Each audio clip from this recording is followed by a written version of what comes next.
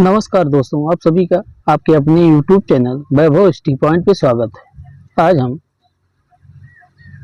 Railway group D NTPC में आए हुए विज्ञान के महत्वपूर्ण प्रश्नों को सॉल्व करेंगे, जो आने वाली परीक्षाओं के लिए अत्यंत ही महत्वपूर्ण है।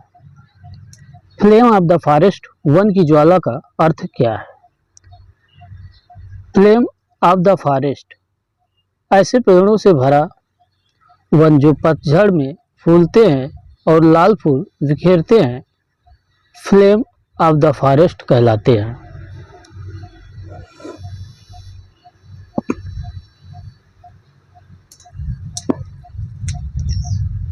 पेनिसिलिन किससे बनाया जाता है? पेनिसिलिन कवक से बनाया जाता है। लाइकेन को दो जीवधारियों का सहजीवी सहचर समझा जाता है। ये दो जीव कौन कौन से हैं? लाइकेन में दो सहजीवी शैवाल एवं कवक होते हैं।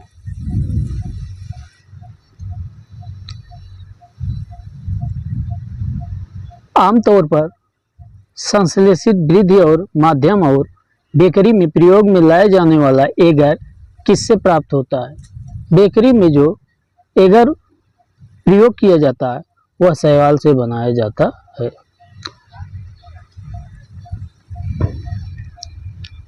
लौंग किससे प्राप्त होती है? लौंग पुष्पकलिका से प्राप्त होती है। अनशन या उपवास की लंबी अवधि के दौरान शरीर में अशर्करा वर्गीय पूरावर्ती से पाछा शर्करा ग्लूकोज या मधुजन ग्लाइकोजन बनने की विधि का नाम क्या है? ग्लूकोवजनन।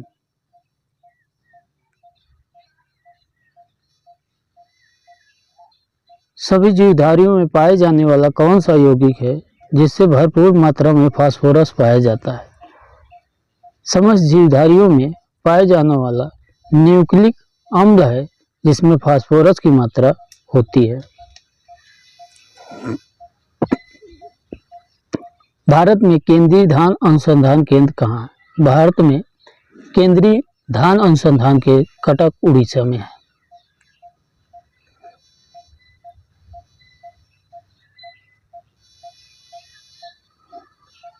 किस वैज्ञानिक को प्रकाश संश्लेषण पर कार्य करने के लिए नोबेल पुरस्कार मिला? मेल्विन केल्विन को प्रकाश संश्लेषण के लिए नोबेल पुरस्कार मिला था। किस पदार्थ के संचय से मांसपेशी में थकावट पैदा होती है? जब मांसपेशियों में लैक्टिक एसिड जमा हो जाता है तो मांसपेशियों में थकावट की अनुभूति होती है। किन रुधिर कोशिकाओं की मदद से रोगों के प्रति प्रतिरोध पैदा होता है? लसिकाणु लिम्फोसाइट की मदद से। मनुष्य में लाल रुधिर कणिकाओं के जीवन की अवधि कितनी होती है? मनुष्य में लाल रुधिर कणिकाओं का जीवन काल 120 दिन होता है।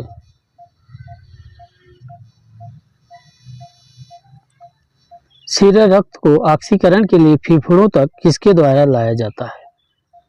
शिरा रक्त को ऑक्सीकरण के लिए फेफड़ों तक फुफ्फुस धमनी के माध्यम से लाया जाता है। कृत्रिम गुर्दा किस सिद्धांत पर कार्य करता है?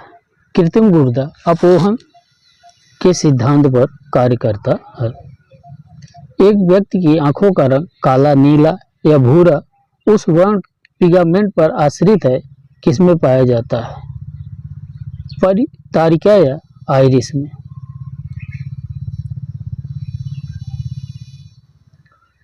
जब आंख में धूल चली जाती है तो कौन सा हिस्सा सोचकर गुलाबी हो जाता है? जब आंख में धूल चली जाती है तो नेत्र शेषमा फूलकर गुलाबी हो जाता है। बच्चे के दूध पीते समय स्तनों में दूध का निष्कासन किसकी मदद से होता है? ऑक्सीटोसिन की मदद से होता है। निषेचन सामान्यतः कहाँ होता है? निषेचन सामान्यतः डिम्ब वाहिनी नली फैलोपियन ट्यूब में होता है। कृत्रिम वीर्य सेचन के उद्देश्य से वृषण वीर्य को किसमें संचित किया जाता है?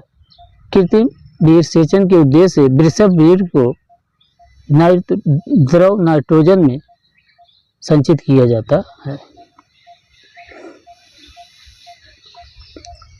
किस पादप का पुष्प सबसे बड़ा होता है? रेफलेशिया पादप का पुष्प सबसे बड़ा होता है। असत्य फल मुख्य रूप से कौन कौन होते हैं? असत्य फल मुख्य रूप से नारियल, कटहल एवं सेब होते हैं।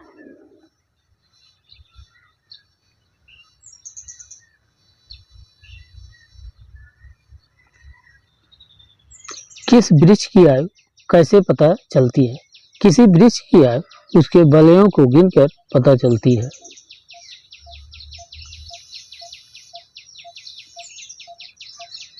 जल संवर्धन हाइड्रोपोनिक्स क्या है? बिना मिट्टी के पादप को उगाना हाइड्रोपोनिक्स किया जाता है। किस वैज्ञानिक को आनुवांशिकी का पिता कहा जाता है?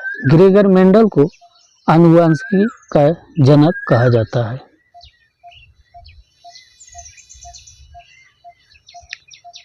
किसी बच्चे का लिंग निर्धारण किससे होता है?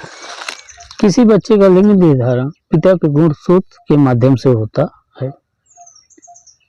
किसी मनुष्य में गुणसूत्रों की संख्या होती है।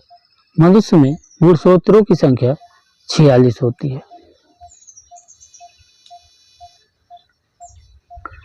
जो लोग मक्का को मुख्य अनाज की तरह आहार में लेते हैं उनमें किस विटामिन की कमी की संभावना रहती है? जो लोग मक्का को मुख्य अनाज के रूप में आहार में लेते हैं उनमें विटामिन B1 की कमी की संभावना रहती है।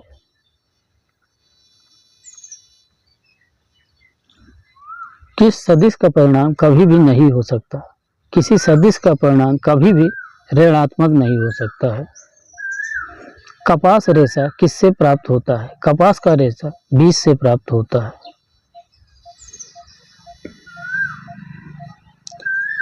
ताजे निकले मूत्र में कोई खास गंध नहीं होती है, लेकिन कुछ समय बाद उसमें अमोनिया जैसी तेज गंध आने लगती है। क्यों? क्योंकि जीवाणुओं द्वारा यूरिया को अमोनिया में बदल दिया जाता है।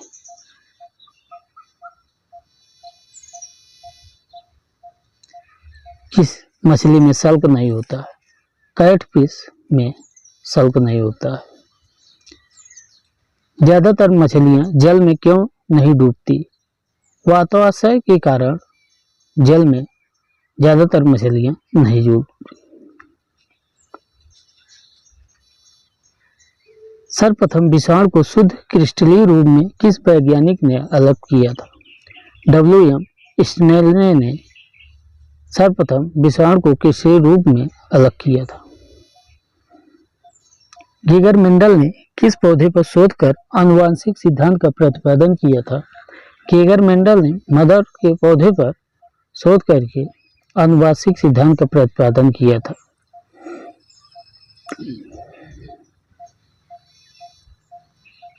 लिटमस किससे प्राप्त होता है? लिटमस लाइकेन से प्राप्त होता है।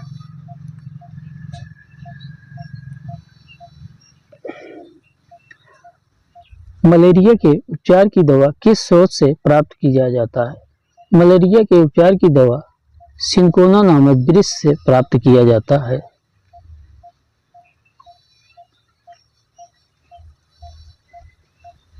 अफीम जो एक पादप उत्पाद है, ये किससे प्राप्त होता है?